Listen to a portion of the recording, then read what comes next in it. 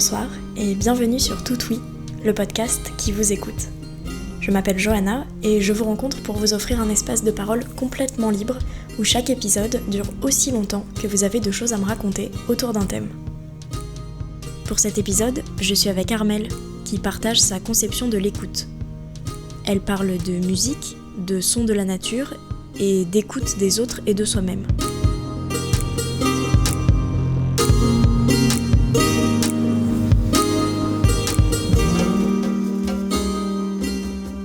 Pour moi, l'écoute, c'est un type d'attention qu'on porte au monde, que ce soit à la fois, premièrement, sur les sons qui nous entourent, peut-être c'est la chose la plus évidente auquel on pense quand on parle d'écoute, mais aussi aux autres, et ça c'est une attention qui relève pas forcément des sons.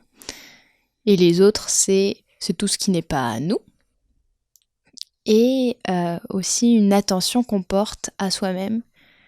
Et aussi donc un espèce de soin qu'on apporte à la fois à nous-mêmes et aux choses et aux êtres qui nous entourent. Écouter, ça me touche parce que déjà je fais de la musique depuis toute petite. Donc j'ai eu l'habitude d'être écoutée et j'ai eu l'habitude de m'écouter moi-même. Et par exemple, je remarque, j'adore faire de l'improvisation et je remarque que lorsque je sais que je suis écoutée, je vais pas jouer de la même manière. Par exemple, quand je jouais dans le salon du piano, si je savais que même si mes parents, ma sœur, ils portaient pas vraiment une attention particulière, mais que ils étaient là et que leurs oreilles traînaient quelque part, j'avais pas joué de la même manière. Donc ça, je pense que j'avais cette conscience-là d'être écoutée qui m'a touchée particulièrement. Et après, en faisant mes études, j'ai eu envie d'écouter plus. Enfin, j'ai commencé par la musique, donc être écoutée. Après, j'ai eu envie d'écouter ce qui m'entourait. Donc là, j'ai commencé à aller voir des gens qui écoutent des oiseaux, par exemple. Et ça m'a beaucoup touchée parce que je trouve que c'est un temps qu'on accorde à quelque chose d'autre. Et c'est un temps qui n'est pas habituel dans la société dans laquelle on vit. Écouter, ça nécessite une attention vraiment particulière qui, lorsqu'on le fait vraiment, ça peut vraiment provoquer un calme. On peut se rendre compte de choses particulières quand on écoute vraiment bien. Le fait de se savoir écouter fait que cela sublime en quelque sorte ce que l'on joue, ce que l'on exprime. Ça va lui donner une importance particulière. Quand je joue de la musique, ce qui est marrant, c'est que si je sais que je suis écoutée, je sais pas si c'est paradoxalement ou pas, mais je vais moi-même être à l'écoute de cette oreille-là. Qu'est-ce que les gens, qu'est-ce que l'audience, qu'est-ce que le public, ou alors qu'est-ce que juste les gens qui m'entourent, qu'est-ce qui l'a fait vibrer? Et c'est pas forcément conscient, j'ai pas forcément un moment où je vais me dire « Ah, c'est ça qu'il faut jouer par rapport à l'écoute que les personnes m'accordent ». Mais ça va entraîner un mode de jeu différent, en tout cas dans l'improvisation. J'ai eu envie de rencontrer des personnes qui écoutent des sons de la nature. Parce que moi-même, j'ai été touchée par la nature, ayant été beaucoup avec mes parents dans la montagne, à la mer, dans des territoires un peu protégés de la main de l'homme, on va dire. Faisant du coup beaucoup de musique, ça m'a semblé assez naturel de faire ce lien entre les deux. Entre ce monde naturel et, l'écoute, les sons qui sont émis par ce monde-là. Et j'ai vu une exposition à la Fondation Cartier à Paris qui s'appelait Le Grand Orchestre des Animaux, qui a été réalisé notamment par Bernie Krause, qui parlait de la manière dont les sons des animaux s'agencent. Il parle de partition sonore un peu du vivant, donc où chaque espèce va venir se superposer, avoir une espèce de niche acoustique qui lui est propre. Et je me suis dit que pour pouvoir se rendre compte de quelque chose comme cela, il fallait avoir une capacité d'écoute assez extraordinaire, assez très fine. Et ça m'a beaucoup plu, ça m'a marqué. En fait, quand je suis sortie de cette exposition, je me suis dit, je veux faire de la bioacoustique. Je veux écouter, analyser les sons des autres êtres qui m'entourent, des autres êtres vivants. Et donc, par ce biais-là, je me suis retrouvée à rencontrer notamment des ornithologues. Et le son, c'est quelque chose d'assez privilégié pour les ornithologues parce que un grand nombre d'oiseaux chantent. Et c'est super important pour plein de fonctions vitales, pour la territorialisation, pour la reproduction, pour la manière de se nourrir, etc. Et ça m'a fascinée. Alors pour l'instant, j'ai plus écouté des gens qui écoutent les oiseaux que écouter les oiseaux directement. C'est comme ça que j'en suis venue à découvrir l'acoustémologie. L'acoustémologie, c'est un domaine de l'anthropologie qui a été fondé par Steven Feld. Et ça parle, en fait, c'est une discipline qui permet de se poser la question comment les autres écoutent, comment la personne qui est en face de moi ou la personne qui habite super loin écoute. Est-ce que sa manière d'écouter est régie par des conditions sociales? Il y a des choses que je vais par exemple pas écouter parce que j'étais habituée, parce que sociétalement on ne les écoute pas ces choses. Par exemple, il y a un chercheur qui s'appelle Vincent Battesti, qui a travaillé sur l'écoute aussi, et qui a été au Caire. Et il a essayé de savoir comment les gens écoutaient dans le Caire, dans cette ville du Caire. Alors ce qu'il a fait, c'est qu'il a mis des micros sur les oreilles des gens, et ces gens se sont toute la journée baladés dans la ville, ont fait leurs affaires, quoi. Et après, il leur a demandé qu'est-ce que vous écoutez ? Et il y avait par exemple des sons que les gens n'écoutaient pas, enfin n'entendaient pas, on va dire. Mais par exemple, le son des muezzins, ou il y avait certains sons qui n'étaient pas reconnus car ils étaient intégrés. Ils n'accédaient pas à un état de conscience où on peut dire j'ai vraiment écouté ce son-là. C'était peut-être juste j'ai entendu, mais j'en ai pas conscience. Entendre, c'est un son qui est perçu par le cerveau, par les oreilles, etc., mais qui n'est pas conscientisé. Tandis que écouter, donc c'est un type d'attention. Donc c'est nous qui allons nous focaliser, porter une attention, être conscient des sons qui nous entourent.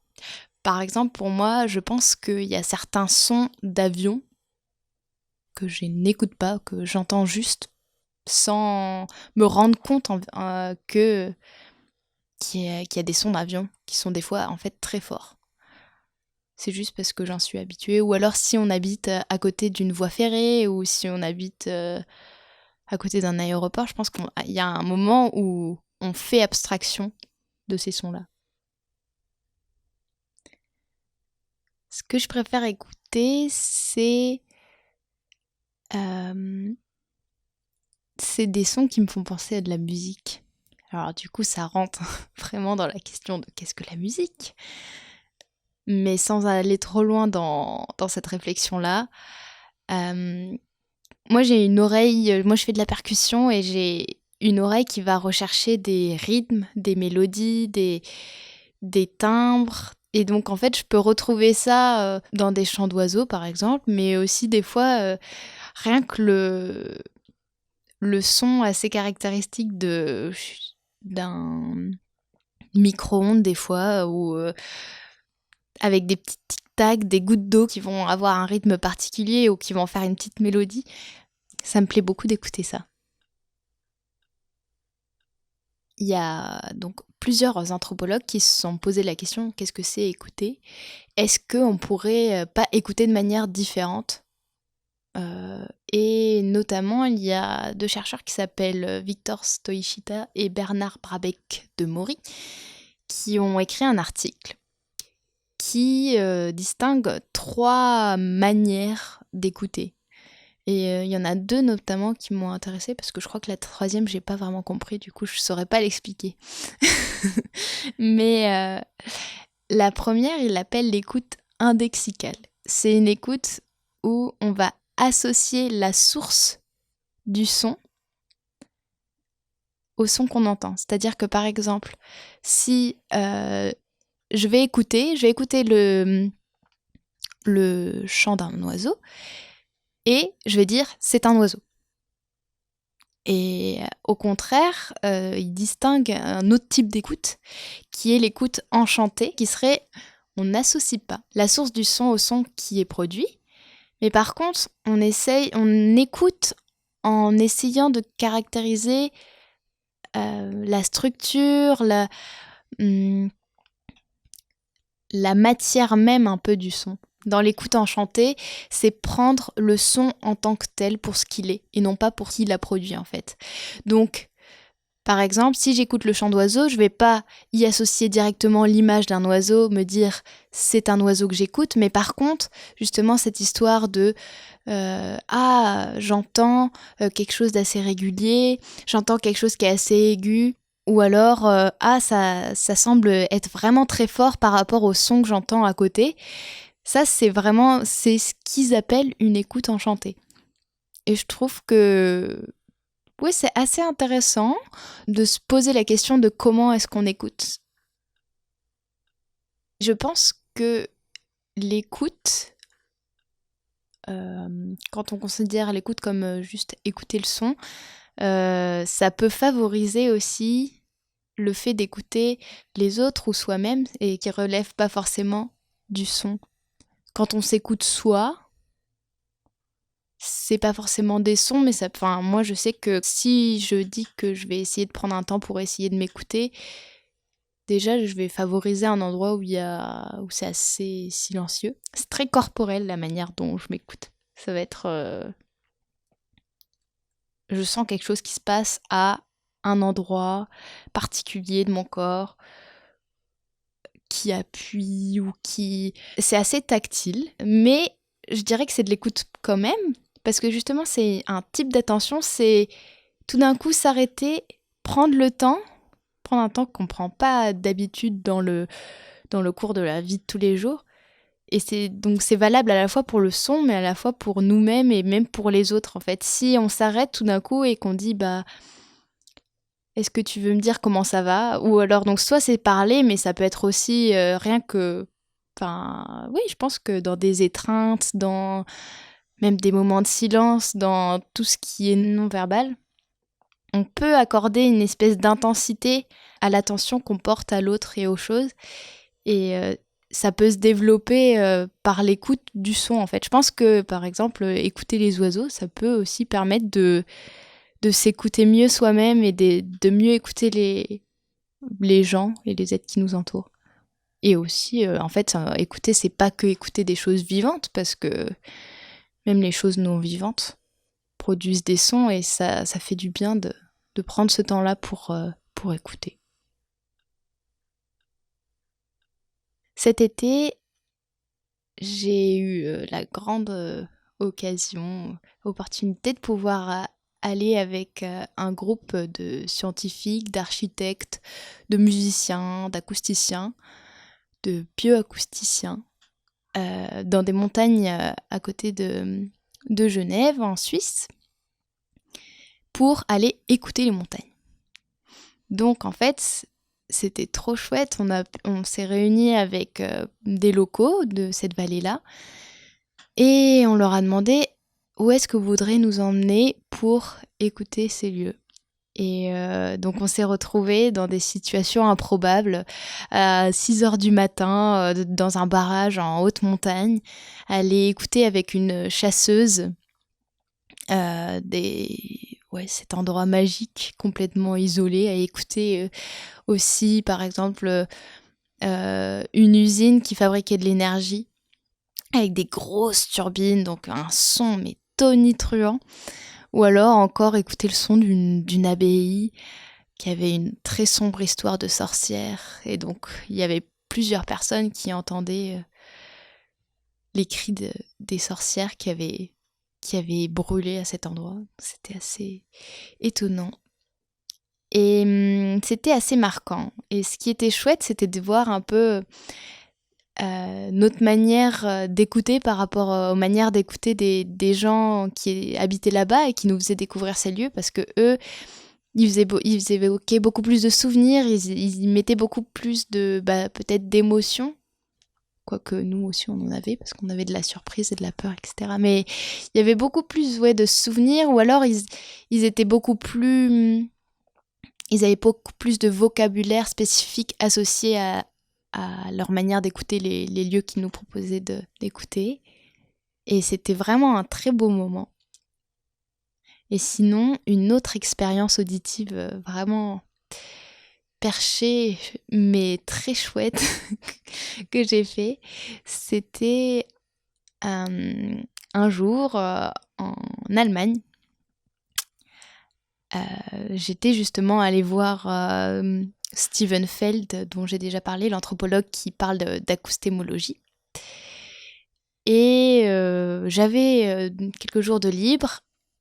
J'étais dans un train. J'ai vu que c'était vraiment très beau. C'était des grandes montagnes à côté d'une rivière. Et du coup, je suis descendue du train à une station. Et je me suis dit, je vais marcher jusqu'à l'endroit où je devais aller en train, normalement. Et en fait, ce qui était incroyable, c'était que je sais pas pourquoi, mais il n'y avait aucune voiture. C'était interdit aux voitures. Donc en fait, les cyclistes roulaient sur la route et les piétons étaient sur la voie cyclable. Et ça donnait toute une vallée hyper grande, sans aucun son de voiture. Et je me suis retrouvée à marcher toute la journée toute seule, en ayant sorti comme ça du train, et à me mettre à écouter. Et à un moment, j'ai même décidé de manière un peu bizarre, de fermer les yeux et de suivre le chemin rien qu'en suivant les lignes sur le sol, et juste d'écouter avec mes oreilles ce qui se passait. Et en fait, ce qui m'a le plus marqué, c'est que j'ai complètement perdu la notion du temps. Mais alors, je ne saurais pas dire si j'ai marché 20 minutes ou 1 heure. C'est très spécial. Et en fait, c'est un grand espace que j'ai parcouru à pied, mais j'aurais jamais... même si c'était un territoire qui était assez homogène, on voyait à peu près de quoi ça a l'air, mais je me dis, il y a tout cet espace, je saurais pas le reconnaître visuellement, parce que je l'ai juste écouté. Bon, à la fin, je me suis pris un poteau, mais du coup, ça m'a remis un peu les pieds sur terre. Mais c'était assez incroyable, cette grande vallée, cette sensation d'un très grand espace. Et les seuls sons qui ponctuaient cette sérénité, c'était des sons de bateaux, des espèces de péniches qui remontaient la rivière, des fois, avec des sons de moteur. Mais sinon, c'était assez unique comme expérience. Là, cette année, je suis en année de césure, et un de mes objectifs, c'était d'apprendre à écouter autrement, apprendre à écouter différemment. Et pour ça, la première chose qu'il faut faire, je pense, c'est de savoir comment on écoute. Du coup, cet été, avec cette expérience en Suisse, avec cette expérience d'écoute, j'ai pu un peu me poser cette question. Comment est-ce que moi j'écoute ? Et ce qui était super intéressant, c'était d'être avec d'autres gens qui écoutent différemment et justement de se rendre compte de nous comment on écoute. Donc par exemple, j'étais dans une grotte avec une autre fille qui est architecte et moi, j'entendais des petits cliquetis de gouttes d'eau qui tombaient dans la grotte. Et en fait, j'ai une écoute très musicale, justement. Je vais entendre des rythmes, j'entendais des tic-tic-tic-tic-tic. Et tout de suite, ça ne se transcrivait pas en partition, mais c'était vraiment une analyse un peu mélodique et rythmique de ce que j'entendais, alors que la fille qui était à côté de moi était architecte et elle visualisait un espace quand elle écoutait ces gouttes d'eau. Elle disait, moi je peux déterminer quelle est la forme, voire même quelle est presque la matière de la grotte qui m'entoure. Et c'était assez frappant de se rendre compte de cette différence-là d'écoute.